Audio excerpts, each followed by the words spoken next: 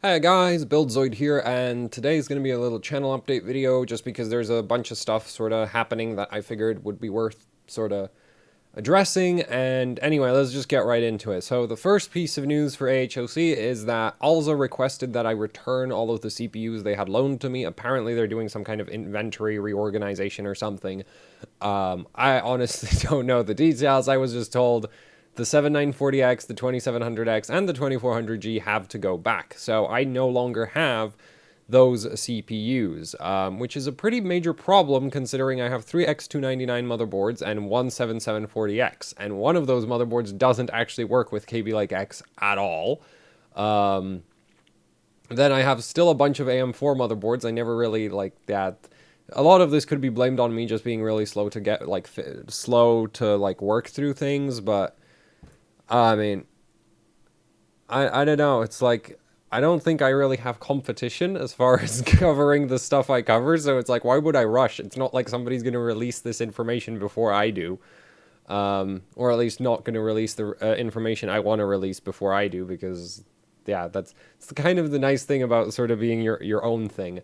The downside is, yeah, I've just not finished up a lot of the content I wanted to do, and now I don't have the CPUs to do it. Luckily, I have a whole bunch of other stuff I can make content with, so yeah, for a while, basically, you're going to be looking probably at a whole bunch of stuff like, well, I picked up one of these recently.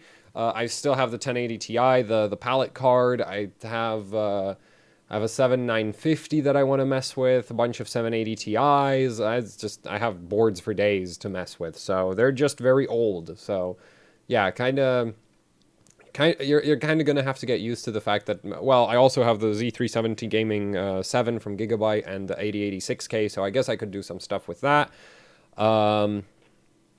So yeah, but basically I just can't make anything with like the 7940X, which is like, and the 2700X and the 2400G. Now I'm mostly annoyed about the lack of the 7940X because I'm a massive, like, I love benching 3D Mark, and right now my best 3D Mark CPU is a i7-6950X, which is a lot slower than a 7940X, I can tell you that. So yeah, I'm pretty annoyed about that because, you know, it's just like, yeah. So that kind of sucks. But it's not a huge disaster. Like, honestly, I was told that I would be loaned more CPUs. It's just like, as I said, they're doing like some kind of inventory reorganization or something.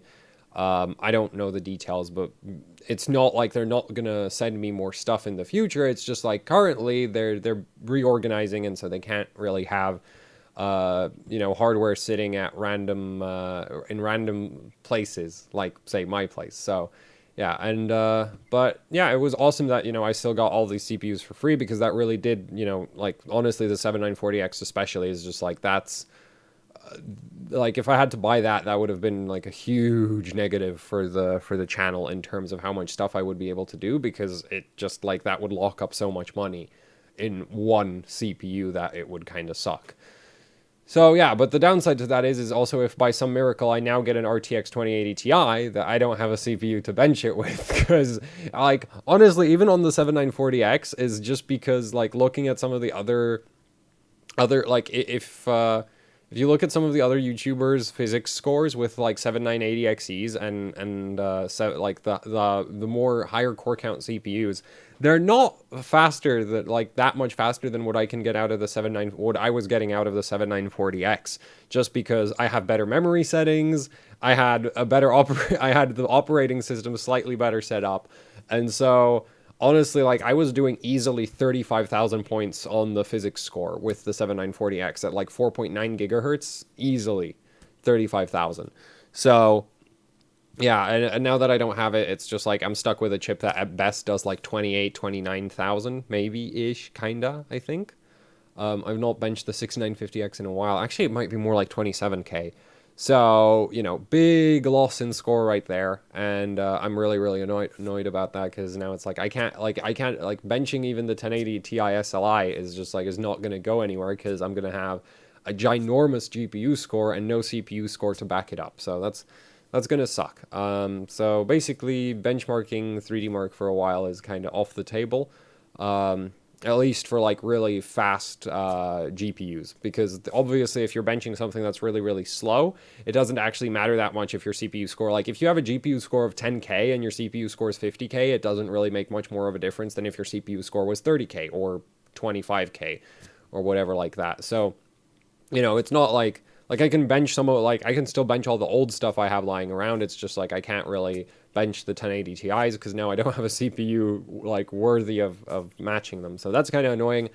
But yeah, so no CPUs for a while, like no modern CPUs for a while. I still have the 8086K. It's just not really viable for 3D Mark. It doesn't have enough cores. So that addresses that. The next thing I want to talk about is sort of what boards will I be covering for Z390? Because I've been getting a lot of messages from people about like, cover the Z390 Dark, cover, like, look at this board, it's cool, look at that board, it's cool, can you talk about this board? And it's just like, could you stop? I don't like, honestly, it's just like,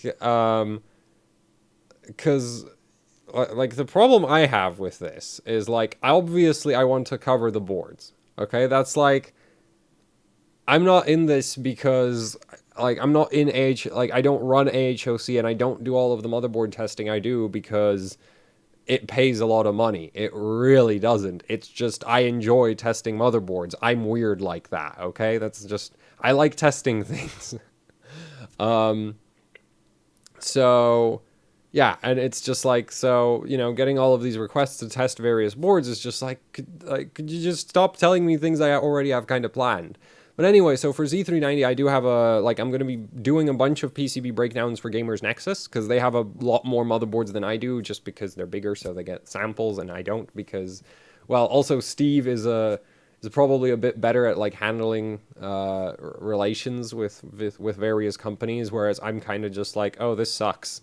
And it really sucks. And they're like, could you not say sucks? And I'm like, nah, it sucks. But anyway, so for Gamers Nexus, I've already done the Z390 Godlike from MSI. That's a PCB breakdown video I've done for them. That should be going up sometime soon. Apparently Steve is like really, like Steve has a lot of content like sort of backed up due to all of the 2080 Ti overclocking shenanigans that was going on.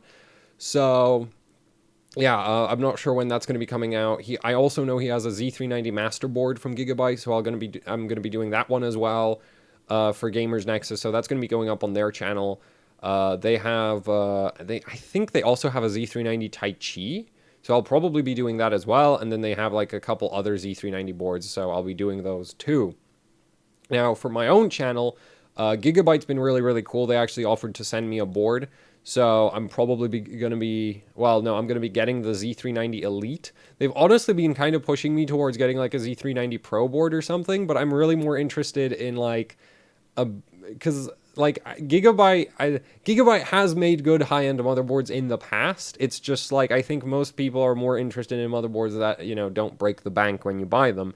And the Elite just looks really good because it has the same VRM as all of the more like the next 3 or 4 more expensive boards above it. So it's like, if the Elite is good, then all of the boards above it would be better, would be either as good or better in theory.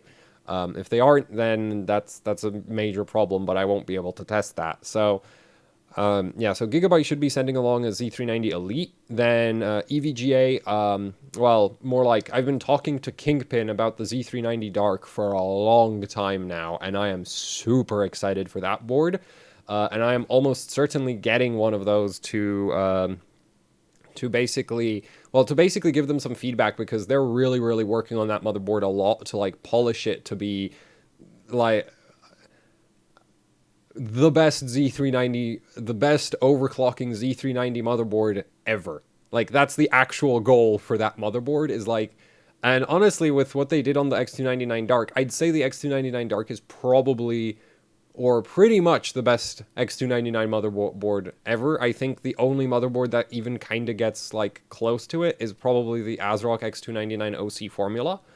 Those are, like, the only 2 boards on X299 which are like, that can sort of match each other. The Apex just has a much weaker VRM than either of the 2, so it's just like, it doesn't get to be in that race as far as I'm concerned. And then, so, and for the Z390 Dark, you know, and on the X299 Dark, I had a lot of feedback for EVGA. And basically it sounds like they're taking all of that and they're applying it to the, like, taking all of that and more and just applying it to the Z390 Dark because, yeah, from what I've heard about the board, it looks awesome. It looks absolutely amazing. I can't wait to get my hands on it. It's like, I'm super excited for that board. And the next board I'm kind of really interested in is the Asus Z390 Maximus 11 Gene board. So the MATX motherboard that really has kind of the expandability of an ITX board, just because Asus is just like, we need the DIMM.2. And the thing is, I'm happy that they only have 2 memory slots, because quite frankly, 4 memory slots makes memory overclocking worse. That's just how that works. But with the Gene board, like, the problem there is, like, as much as I like I'd like to try that board, I'm afraid it's probably going to be pretty expensive. So I'm not sure if I'm going to be able to actually, like, buy it. And then another Z390 motherboard that's, like, really caught my attention is the Z390 Phantom Gaming motherboard from ASRock. And that's the little ITX board, because that thing looks like the first ITX board where they've crammed a lot of heat sinks on there. And I also know that they're using, like, top of the line power stages for that VRM there. And so that looks like a really, really interesting ITX motherboard on the basis that it looks like it should have really good cooling and really good components. And just ASRock generally, like, as far as the hardware side of their motherboards goes, they are pretty good about making really, really, like, good, like, physically their motherboards are great a lot of the time. It's just I don't like the BIOS. ASRock's BIOS is just like, as far as I'm concerned, it's straight up worse than Gigabyte. I know a lot of people would disagree with me, but as far as I'm concerned, the main issue with Gigabyte's BIOS is it's not beginner friendly. But it feels like with ASRock BIOS, I can use it forever and it just still sucks using it. It's just slower than all the other ones to work with. So yeah, but the Z390 Phantom Gaming ITX board looks really interesting. The thing is, I don't really want to go buy one and try test it, because A, it's 200 quid, or like 210 quid. It's like pretty expensive. And the other issue is, which is fine, because like the componentry on there, like, is expensive. Like, they're using some really, really expensive power stages on it. But the thing is I don't really follow I don't do ITX. Like, I don't follow sort of like what people do with ITX motherboards, so it feels like I don't know how I would test it, or if the way I'd test it would even be relevant.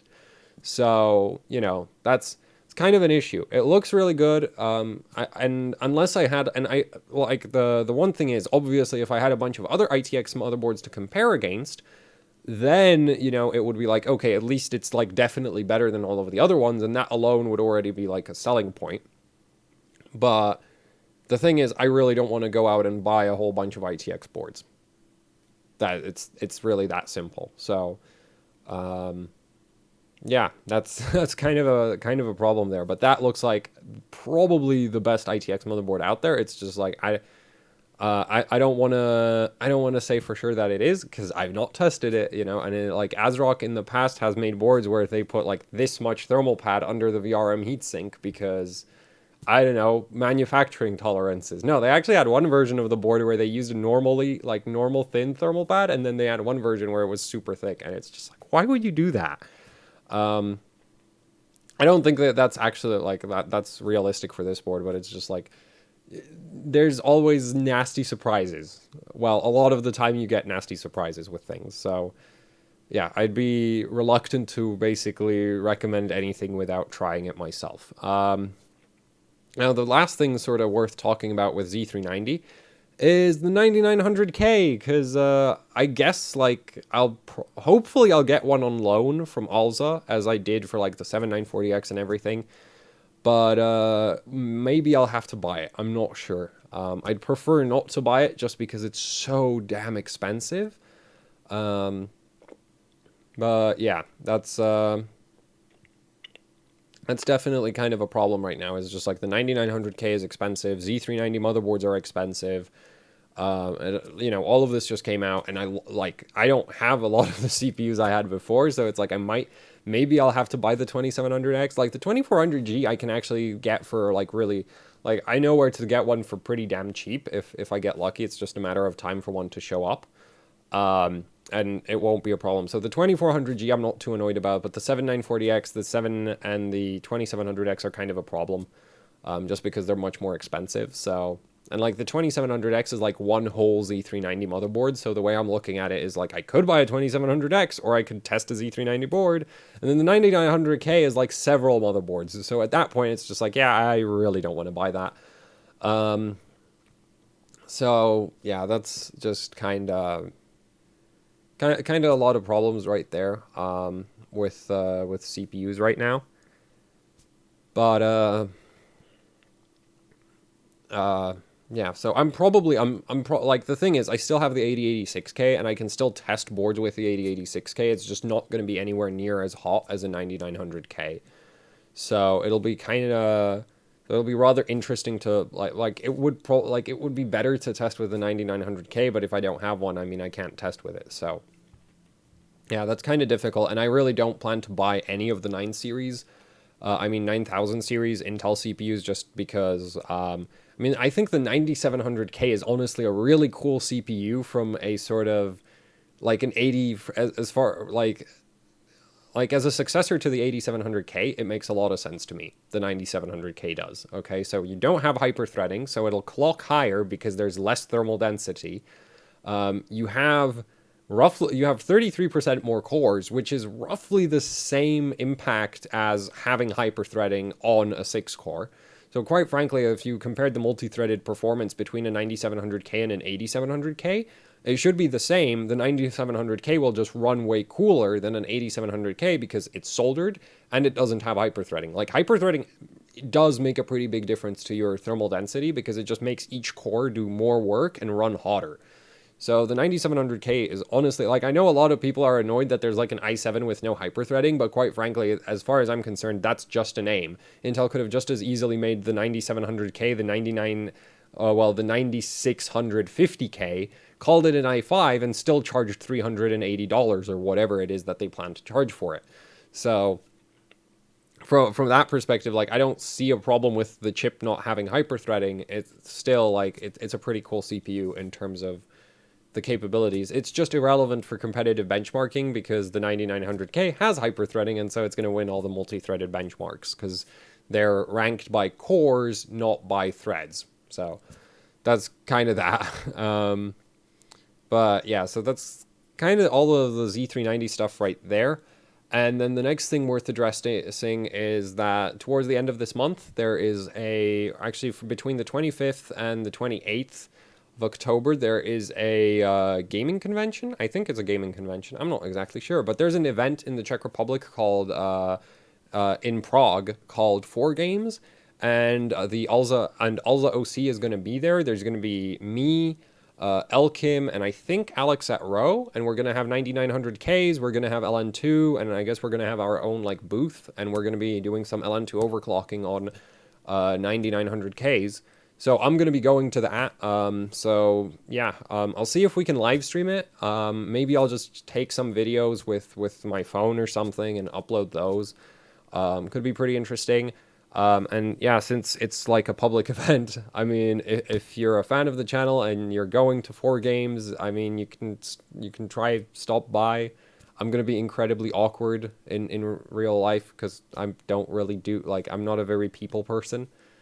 So yeah, I guess, yeah, I'm just going to be there. There's going to be 9900Ks. There's going to be LN2. I'm not sure what motherboards we're going to have. And because the whole, this whole thing is actually supported by Intel, I'm not allowed to bring any AMD CPUs, which I'm pretty annoyed about, but whatever. It would have been kind of fun to do like an 8, because 9900Ks hit like 7.5, 7.4. Maybe on LN2, right, for like validation, and you can get a lot of get like an FX 8370 and do like 8 gigahertz. Just be like, yeah, that's not that high. But yeah, so that's going to be a pretty interesting event, and I'm honestly kind of excited to go. Well, I'm not sure how to feel about going there, just because it's just I don't really like traveling that much, and so we'll see how that works out. Hopefully it goes well, because if it does go well, then it'll be like, I'll be more inclined towards doing, say, more events in the future. If it goes badly, I'll just decide I'm never leaving. I'm never leaving the flat again. I'm just gonna stay here because it's gonna be more cost effective. So that's kind of my outlook on that. But yeah, so that's gonna be interesting, and that's gonna be 25th from the 25th to the 28th in Prague, in the Czech Republic. So also it's gonna kind of, because I need to fly in before that and then traveling. So that's kind of gonna mess up my ability to produce content as well. But that's going to be happening. And then the last thing I wanted to address is the RTX 2080 Ti, because I've had a lot of comments going like, hey, Buildzoid, we really want to fund the purchase. You fund your ability to buy an RTX 2080 Ti just so you can do like modifications on it. So the thing about that is I really don't like NVIDIA. So I am not like, I refuse to pay full price for an RTX 20 series card. No way. I'm not giving NVIDIA $1,200 for what is a compute accelerator, because that's realistically what the 2080 Ti is. Yeah, it's just like, I don't want to buy one. It's that simple. Even if I had the money, I wouldn't go buy a 2080 Ti. I'd go buy more 1080 Ti's, because you can get like, for the price of one 2080 Ti, you can get like two 1080 Ti's secondhand and still have money left over, which is just completely ridiculous as far as I'm concerned. Like, it's so freaking expensive. If it was $800, I would have maybe been, I wouldn't have been as, I would have maybe been slightly more inclined to maybe even buy it from just the budget I have, just wait 2 months for the AHOC budget to like, stack up, and then buy it in one go. But as it is, it's $1,200, and it's just like, I can do so much other stuff with $1,200 than buy one really overpriced graphics card. So yeah, that's kind of my outlook on the 2080 Ti. I'm not buying one, no way.